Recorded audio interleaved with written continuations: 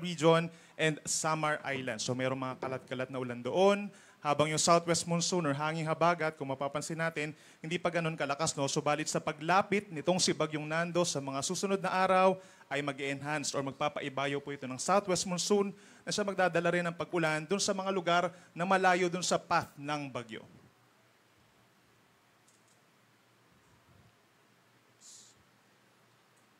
So ito po yung ating latest official track regarding po kay Tropical Storm Nando.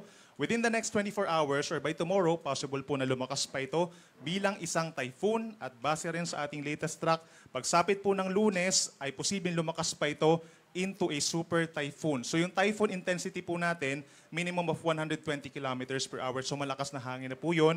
Habang yung super typhoon, minimum of 185 kilometers per hour from Monday up until Tuesday. Yan yung possible na maramdaman na hangin ng ating mga kababayan dito po sa may extreme northern Luzon.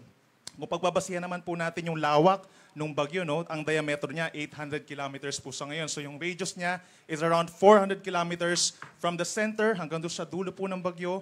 So kung itong path ng bagyo ay i-consider din natin yung lawak niya, posibleng mahagip po ng malakas na hangin talaga itong malaking bahagi ng northern Luzon plus itong lalawigan po ng Aurora. Ito yung mga most likely mga lugar na magkakaroon ng mga wind signals from number 1 up until number 5. Ito po ay estimated location lamang. Okay.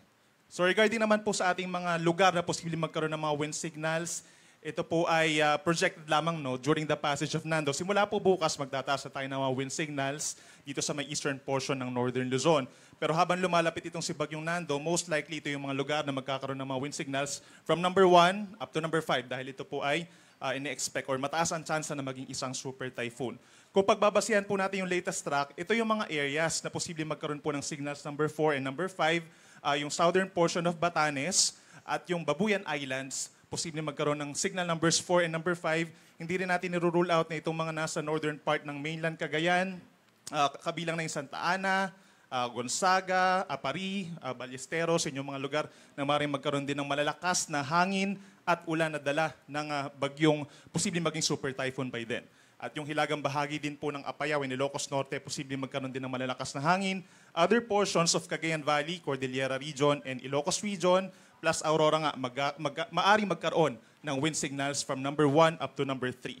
At depende pa rin po ito, no? At sa mga succeeding bulletins po natin, medyo nagbabago ng bahagya yung track nitong si Bagyong Nando. So posibleng mas madagdagan pa yung mga lugar na magkakaroon ng mga wind signals dito sa may Pangasinan, northern portion of Nueva Ecija. Depende na rin po sa posibleng maging lawak niya once papalapit na siya dito sa may Luzon.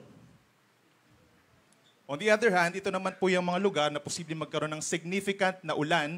Ibig sabihin, minimum of 50 millimeters na rainfall per day during the passage of Nando sa araw po ng Lunes at Martes. So ito yung most likely magkakaroon po ng mga yellow advisory, orange advisory, red advisory. At kung i-forecast po natin yung path mismo ng bagyo, maaaring magkaroon ng around more or less 200 millimeters po or higit pa na dami ng ulan dito sa may Cagayan, Batanes, Apayao, Ilocos Norte. Habang sa paglapit nitong si Bagyong Nando dun sa may extreme northern Luzon, mag-e-enhance po ito ng habagat. No? So ine-expect din natin na magkakaroon ng significant na ulan dito po sa mga lugar again na malayo po dun sa bagyo. Kabilang na yung Zambales, Bataan, down to Occidental Mindoro, lalawigan ng Antique, Aklan, and Palawan. Maring humigit po sa 100 millimeters ang dami ng ulan kada araw.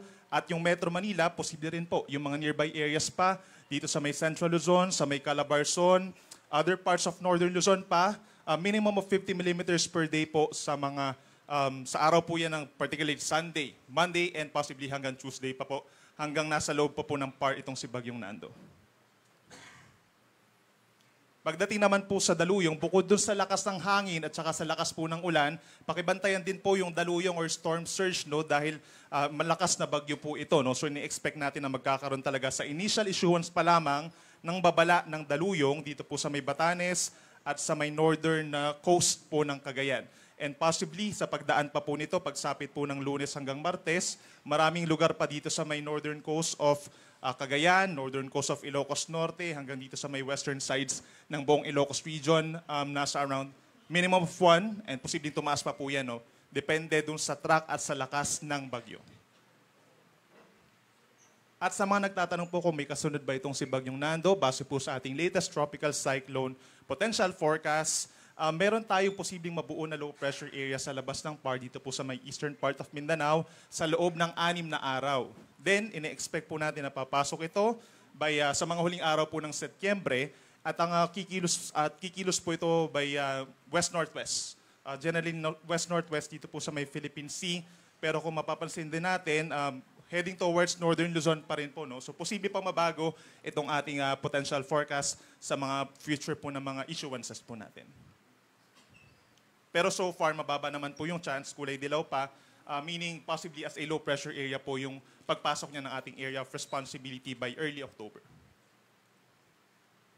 So yun lamang po yung latest na update natin regarding kay Bagyong Nando. Maraming salamat po.